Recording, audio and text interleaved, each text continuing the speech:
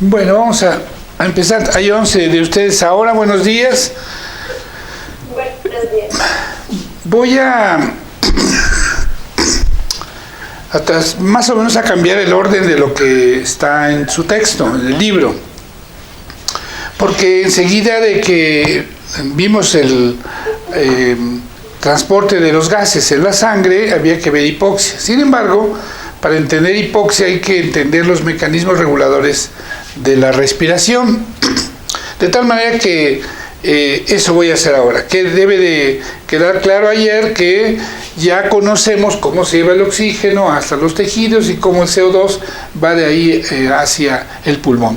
Ahora veamos el control de la respiración. Debe de quedar claro que para que una persona respire, puede hacerlo de dos formas. Uno, voluntariamente. Si yo a alguno de ustedes ahorita le pido, respira 40 veces en un minuto de manera profunda, seguramente tratarán de cumplirlo, ¿verdad? Si yo le pido a otro de ustedes, a ver, por favor, respira 100 veces en un minuto y lo haces profundamente, tratará de cumplirme. No va a llegar ni a la mitad, porque va a caer en una alcalosis respiratoria tremenda y va a empezar a marearse y se va incluso a desmayar si es que intenta hacerlo. Entonces, sí es verdad que hay un control voluntario de la respiración. Yo con esto voy a abrir un poquito, que abran sus micrófonos una vez que pregunte, y uno por uno me va diciendo, a ver qué tanto saben. Ya conocemos cuáles son los músculos de la respiración. Ya sabemos ahorita, de acuerdo a lo que vimos en el curso de hace ya más de un mes, que no nos veíamos, en que el músculo principal de la respiración es el músculo diafragma. Da cuenta del 70% de la respiración en el reposo, de tal manera que es el músculo muy importante. Enseguida, en la respiración en reposo, están los músculos intercostales externos que elevan la caja torácica y aumentan el diámetro antero-posterior de la misma. La función del diafragma es que al contraerse se aplana en dirección de su centro frénico y eso hace que aumente la longitud, el diámetro longitudinal de la caja torácica. Bien, y los músculos accesorios de la respiración también cada uno tiene inervación de manera independiente. Me refiero en este caso a los de la respiración en reposo. De tal manera que si nosotros en este momento decimos quiero respirar 20, 30 veces en un minuto, lo haces por favor y empiezas ahora. Díganme ustedes por favor, alguno que se conecte de inmediato, díganme ¿dónde se origina esa orden de moverse los músculos de la respiración? ¿Dónde está el origen del control voluntario de la respiración? ¿Escucho? ¿Nadie abre? En la corteza. ¿En qué parte de la corteza? ¿En qué parte de la corteza estará el control del movimiento de los músculos respiratorios? ¿Alguien? ¿Cuántos hay? 15. De 15 que están ahora, díganme, uno al menos, díganme, ¿dónde está el control voluntario de la respiración? En la corteza, estoy de acuerdo. ¿En qué parte de la corteza? ¿En la corteza postcentral? ¿En la corteza límbica? ¿En la corteza precentral? ¿En la corteza frontal? ¿Dónde? Bueno, nadie contestó. Espero que... Recordemos la fisiología básica del tercer semestre. El control motor del cuerpo se halla ubicado en la circunvolución precentral. Ahí están las grandes células piramidales, ¿verdad?, que descienden y forman lo que son las vías córtico-vulvar y córtico-espinal. Y estas vías terminan obviamente en las motoneuronas que se hallan ubicadas en las astas anteriores de la médula espinal, o bien en las neuronas que corresponden a los núcleos de origen del movimiento de los nervios craneales. Pero lo que me interesa en este momento es la respiración, y por lo tanto de ahí baja una señal que inerva, que excita a los músculos que tienen origen para los nervios frénicos, y también los que tienen origen a todo el resto de la columna de la médula torácica, para los músculos intercostales. Esas señales entonces nacen en la corteza precentral, precentral o motora, precentral o prerolándica, como se conocía antes, ¿verdad? Ok, entonces, de todas formas, esto que es ya control motor, que lo saben bien del semestre pasado, esto que es el control motor, pues el sujeto va a tener que, en algún momento, que dejar de pensar en respirar, y en ese instante se echa a andar el control involuntario o el control inconsciente. El control inconsciente de la respiración o involuntario.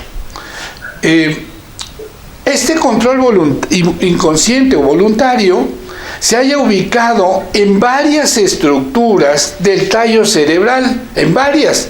Hace mucho tiempo se pensaba que había un centro respiratorio vulvar, ¿verdad? Y que la médula oblonga era el sitio donde estaba el control de la respiración. Se sabe bien ahora que son varios subcentros que controlan en conjunto la respiración.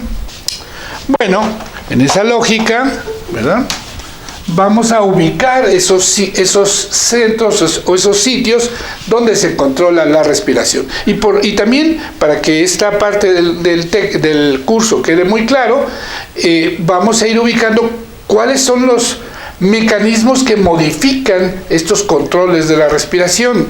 El control químico, el control no químico de la respiración y las influencias que hay sobre estos subcentros respiratorios desde la médula, el puente y la corteza cerebral.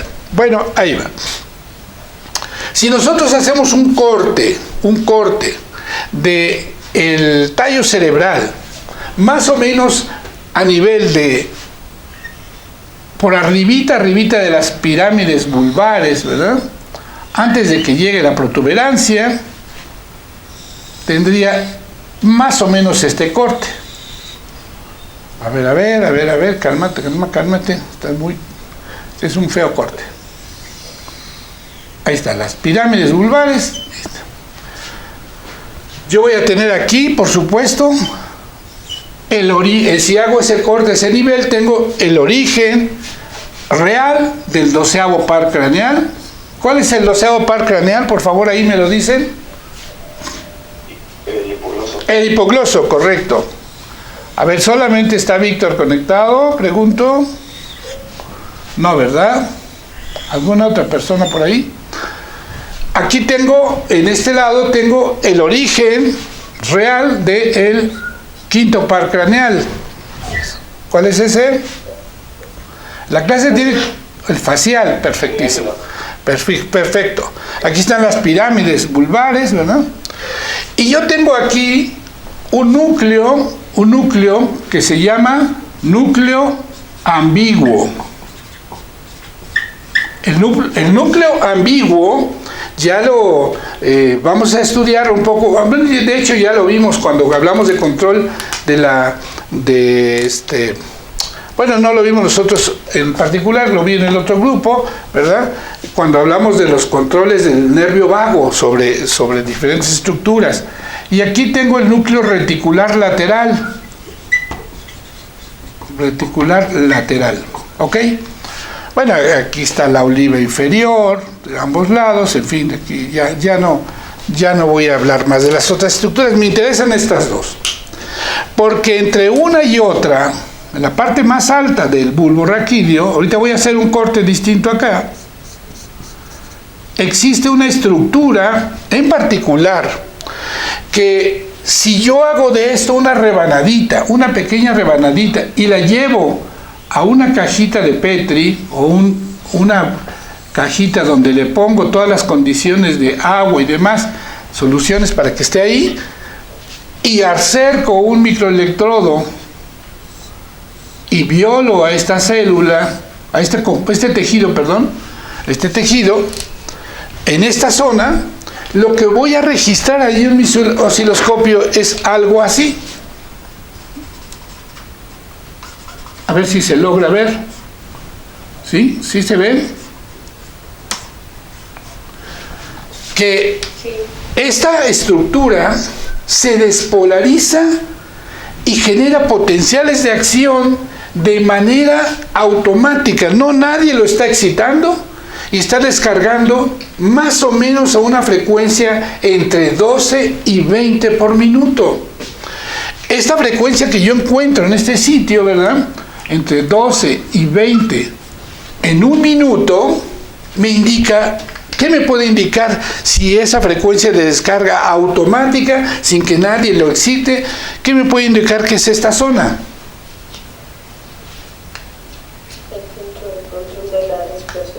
Es justamente el sitio donde se origina el patrón del control de la respiración. Y esta estructura se llama complejo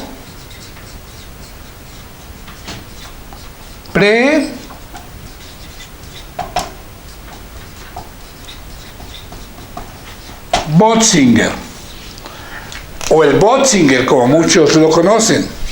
El complejo pre-Bötzinger o complejo Bötzinger, ¿verdad?, es esta pequeña estructura que está ubicada lateralmente a las pirámides. Aquí arriba estaría ya la protuberancia, abajo el bulbo raquídeo, y atrás del pizarrón estaría la médula espinal. De tal manera que si corto este nivel está el complejo pre-Bötzinger. Entonces, para fines prácticos, este sería el sitio más importante para el control de la respiración, pero está regulado en su funcionamiento por otras estructuras que veremos ahora. Voy a borrar el pizarrón, pero quiero que quede claro dónde está ubicado el complejo pre-Bötzinger y cuál es su papel importante como el patrón del control de la respiración. Ok. Bueno, entonces, ahora voy a hacer lo siguiente. Bien. Fíjense, cuando nosotros, estudiantes de medicina de la UAP, teníamos clase de respiratorio, el profesor nos daba una clase similar a la que estoy dando ahora, pero enseguida prácticamente a la segunda clase se pedía a cada estudiante, cada grupo de estudiantes, su equipo, se les pedía un gatito, ¿no? Entonces tenían que conseguir un gato, a ver cómo le hacían, si se lo robaban a la comadre o no sé qué, pero llegaban con su gato, todos. Y a ese gato lo primero que se le hacía, se le anestesiaba. Y anestesiado ya el gatito, ya podíamos empezar a trabajar con él. Y posteriormente a eso, se le hacían algunos cortes o secciones en el tallo cerebral para ver cómo se afectaba la respiración. De tal manera que voy ahora a hacer aquí un esquema, por favor atentos, como lo voy a dibujar. Este esquema creo que está en el Gannon, está en el Guyton y todos los demás libros de fisiología, así que si están estudiando en su libro, pues a todo dar. Este es un esquema del tallo cerebral visto desde atrás. Ahí está. Lo que yo tengo aquí es la protuberancia, ¿eh? Y aquí tengo, si está visto desde atrás, ¿qué es esto que dibujé, por favor?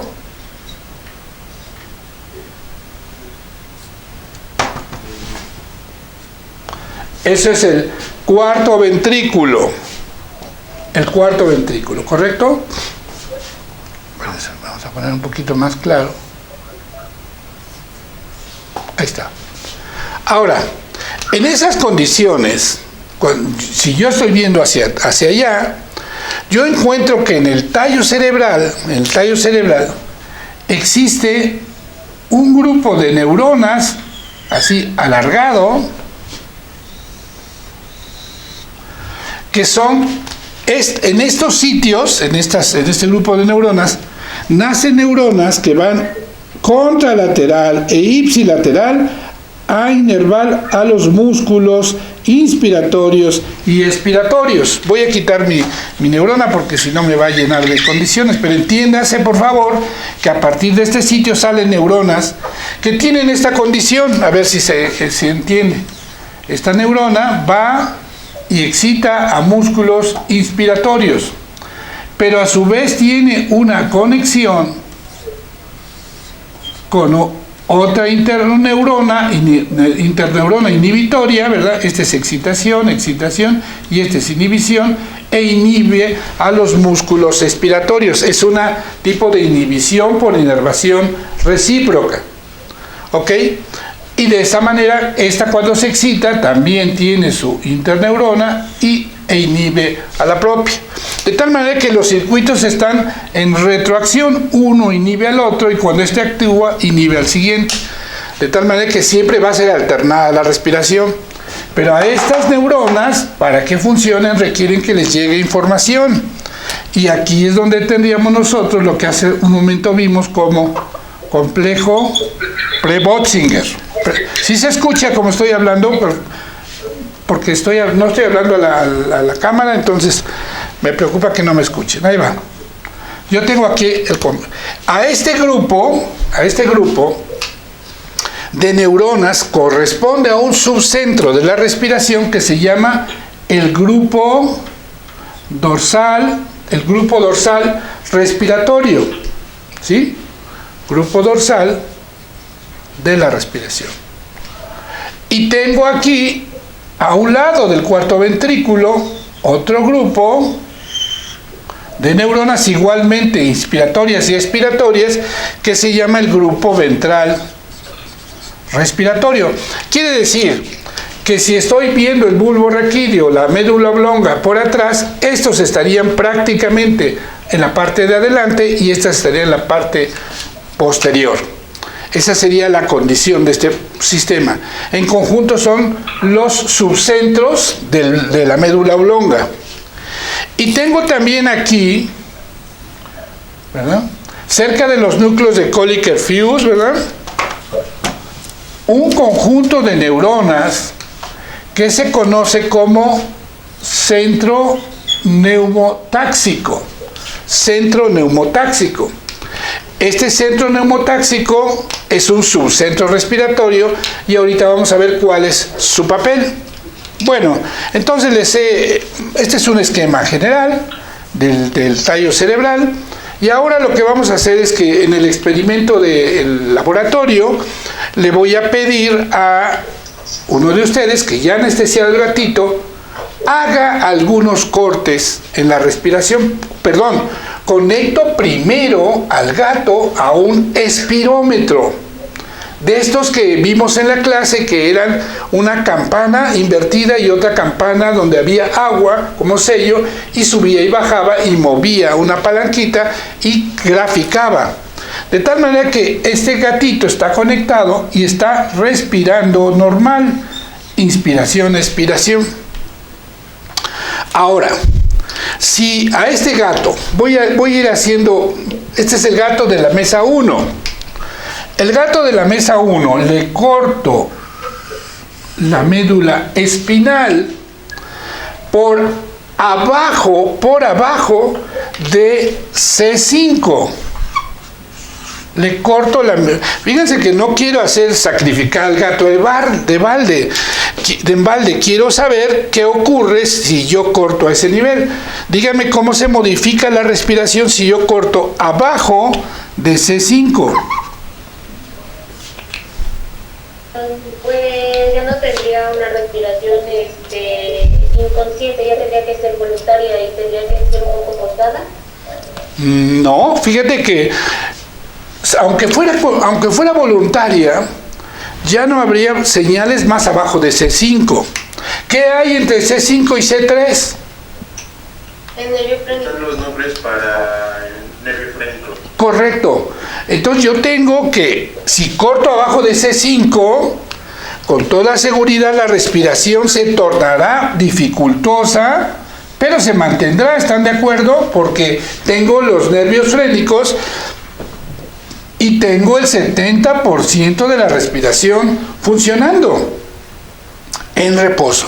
De tal manera que los cortes que voy a hacer en el tallo cerebral de este gatito son con la intención de que ubiquemos cuál es el papel de cada una de las estructuras del tallo cerebral en el control de la regulación de la respiración, en la regulación respiratoria. Ok, bien, pues ahora a este mismo gato, ¿verdad? Si yo le corto arriba, perdón, no estoy muy arriba de C3, corto arriba de C3, está respirando el gato normal. Este es otro gatito de otra mesa. Si corto arriba de C3, ¿qué pasará con la respiración? Este es intacto, y cuando yo corto, este será el papel de la respiración, se detiene completamente. Ya no hay conexión del tallo cerebral con el resto del cuerpo y por lo tanto el gatito fallece, por supuesto. Ya no puede respirar. Otro gato de otra sección. Ahora voy a hacer un corte aquí, mesencéfalo. Voy a hacer un corte en mesencéfalo. Tengo al gato, este es otro gato de la mesa 4. Lo prepararon muy bien, están trabajando. Y él está respirando normal el gato. ¿Qué ocurre si yo le corto ahí? A ver. Puede seguir respirando, pero ya no voluntariamente. Bueno, no sabemos la voluntad, qué tanta voluntad tenga un gato que está anestesiado, para empezar. Pero efectivamente, este gato, si yo le pidiera, obviamente no me va a entender, a lo mejor tengo que maullar para que lo haga. A este gato, cuando yo le seccione ese nivel, lo que va a ocurrir es que no me va a obedecer, ¿verdad? Bueno, un ser humano, si yo le corto ahí, se ha cortado el control voluntario por completo. Pero el resto de la respiración, el complejo Pere-Bötzinger está enviando señales y todo lo demás está ocurriendo normal, de tal manera que a lo mejor la respiración se torna un tanto irregular, pero se mantiene. Conclusión, ¿para qué hice estos cortes? Es muy importante todo lo que ocurre desde C3 hasta el mesencéfalo, ¿correcto? Ahí está el control de la respiración, el control automático o involuntario. Bueno, ahora voy a hacer otra condición. Si yo tengo respirando al animal en estas condiciones, ¿verdad? A este mismo, ahora lo que voy a hacer es que voy a tomar una tijera y le voy a cortar los dos nervios, perdón, no va a ir bien. Voy a borrar aquí mi grupo ventral, ya lo dije, el grupo dorsal. Voy a cortarle de uno y otro lado los nervios vagos. ¿Ok? Voy a cortar los nervios vagos. Yo tengo respirando al animal normal, al gatito, y cuando le corte los nervios vagos va a cambiar la respiración. Dígame qué ocurrirá. Está respirando normal. ¿Qué cambio hay si yo corto el nervio vago? Ocurren espasmos. ¿Espasmos? ¿Cómo es eso? Espasmo es una contracción sostenida, ¿no?